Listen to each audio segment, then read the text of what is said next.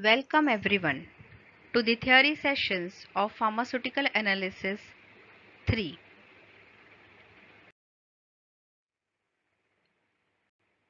Today we will be learning next method that next method of multi-component analysis by UV spectroscopy, that is difference absorption spectroscopy.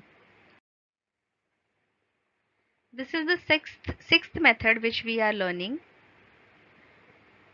and the name is difference spectroscopy method. We can also call it as difference absorbance spectroscopy method. The selectivity and accuracy of spectrophotometric analysis of samples containing absorbing interference may be markedly improved by the technique of difference spectroscopy.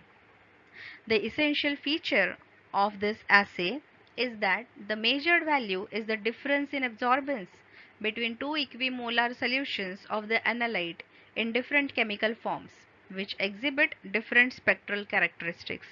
This particular paragraph I have taken from the reference which is mentioned below. Now, what we have understood from this paragraph, that this method improves the selectivity and accuracy of the analysis of the sample. Now, which type of samples we are analyzing by this method? We are analyzing the samples in which there are more than one chemical components, I should say more than one UV absorbing chemical components are present. Okay, and if those or any one of them is interfering in the absorbance of the lambda max of another one, then it becomes difficult for us to directly substitute the absorbance of lambda max in the Beer-Lambert's equation, that is A is equal to ABC. Okay, so this is the method which selectively analyzes the drug of interest in presence of absorbing interference. And the next essential feature is, whatever we measure in this particular assay, during this particular assay we measure not the absorbance but the difference in absorbance. Now, for subtracting one absorbance from the other, when we will subtract one absorbance from the other, then only we will get this difference in absorbance, right? Now, for getting this difference in absorbance, we require two solutions. So, which are these two solutions? These two solutions are of the same drug, drug of interest which is present in that particular formulation, where the other absorbing interferent is also present. Okay. Now, what is the difference between these two solutions? The difference between these two solutions is both the solutions carry the same drug in two different chemical forms. Maybe in one solution the drug is in ionized form, and in the other solution the drug is in unionized form.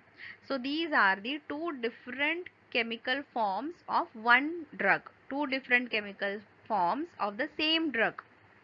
Now, to use difference spectroscopy method for analysis of the drug, the two different chemical forms of that drug, these two different solutions should exhibit different spectral characteristics. Means both of these solutions should have different absorption spectrum in UV.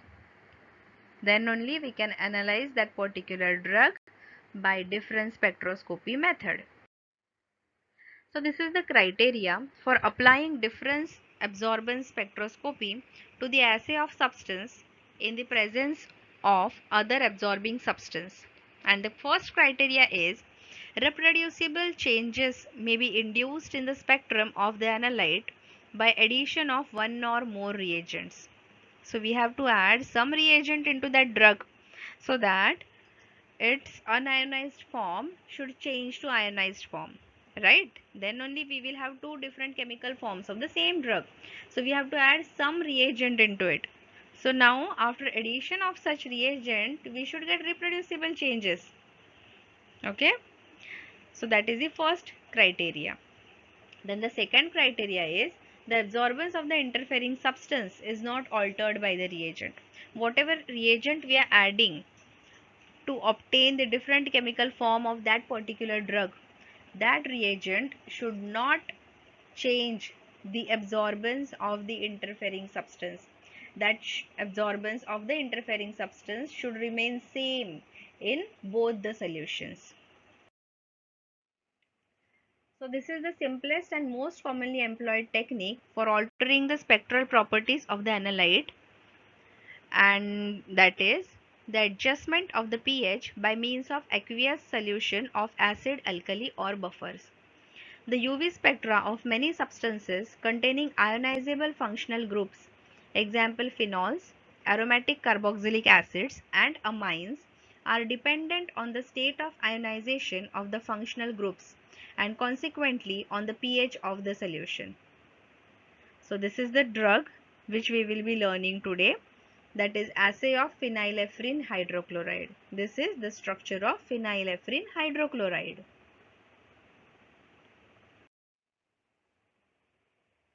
Now in this structure, this phenolic hydroxy group which we see, that is the oxochrome, means it is responsible for absorption. Now here we see the structure of phenylephrine hydrochloride in acidic condition, where by the nature of oxygen we see two lone pair of electrons on the phenolic hydroxy group.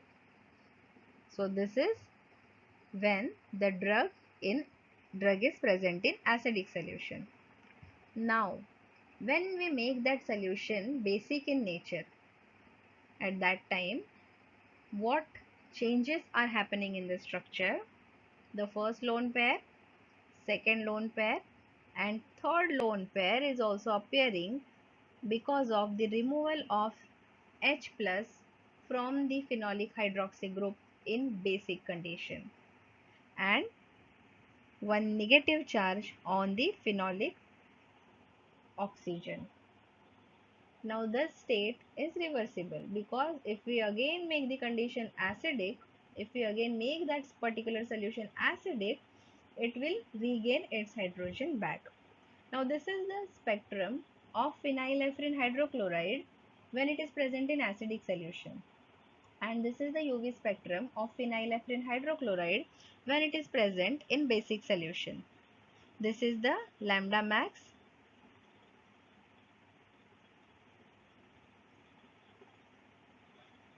and this is the lambda max for the other spectrum. So we can very clearly see here that both the lambda max are quite different.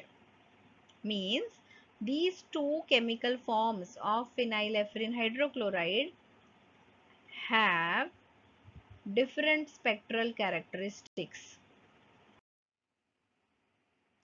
Now this is again the UV spectrum of drug in acidic condition, UV spectrum of drug in basic condition, and when we overlap both the spectrums, it looks like this.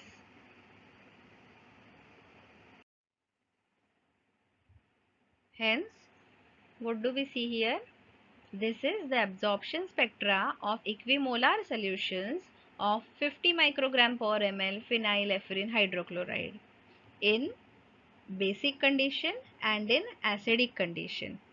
This spectrum this is the spectrum of drug in acidic condition, that is pH 1, and this is the spectrum of drug in basic condition, that is at pH 13. Now we can very clearly see here that there are two isoabsorptive points.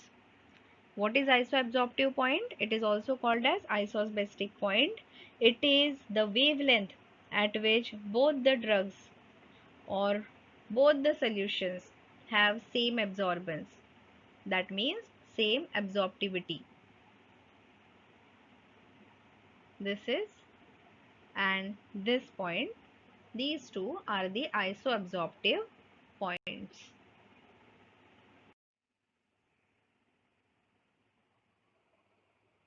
The measured value in this method is delta A, that is difference in absorbance. So which solutions are taken? We have taken drug in alkaline condition, that is basic condition, and we have taken solution of drug in acidic condition. So when we subtract their absorbance values from each other, whatever value we get, that is delta A, that is the difference in absorbance.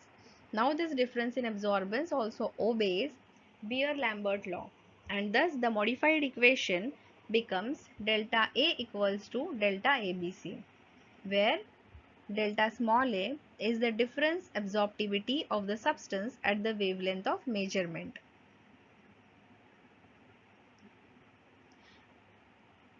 So, if the interfering substance is present, that interfering substance, as we have seen earlier, is giving same absorbance in acidic condition as well as in basic condition. Okay, because this is the criteria for choosing this particular method as a method of analysis, that whatever interfering substance is present, that interfering substance should give same absorbance in both the solutions. Okay, and that absorbance, let us denote it as AX, and therefore as we see here, this is the absorbance of drug in basic condition, where drug is also giving absorbance and interfering substance is also giving absorbance. Now this is the absorbance of sample in acidic condition, where drug is also giving absorbance and interfering substance is also giving absorbance. So when we solve this, we can directly subtract or cancel this AX term, and thus we directly get this equation, that delta A is equal to absorbance of alkaline minus absorbance of acidic solution.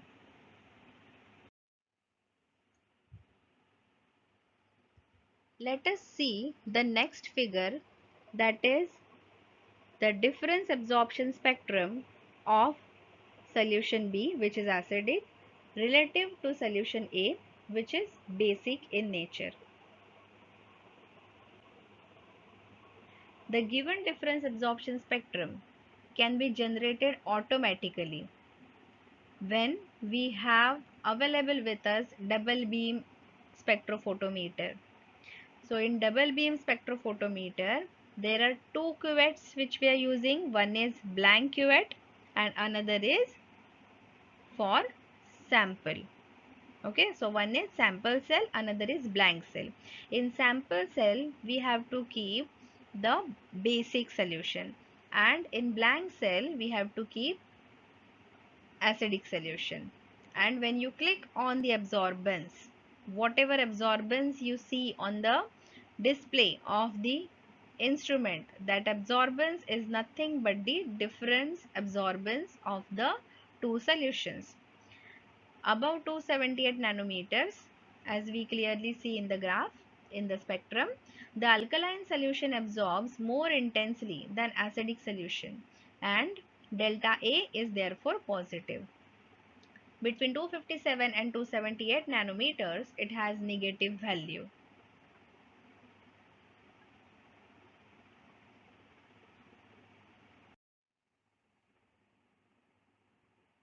The selectivity of the difference in absorbance procedure depends on the correct choice of the pH values to induce the spectral change of the analyte without altering the absorbance of the interfering components in the sample.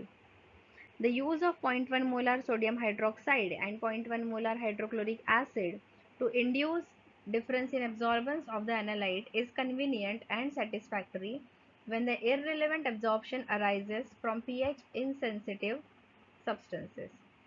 So this is our second criteria, that whatever interfering substance is present, that should be pH insensitive, and the drug of interest should be pH sensitive. Then only we can use this method for analysis.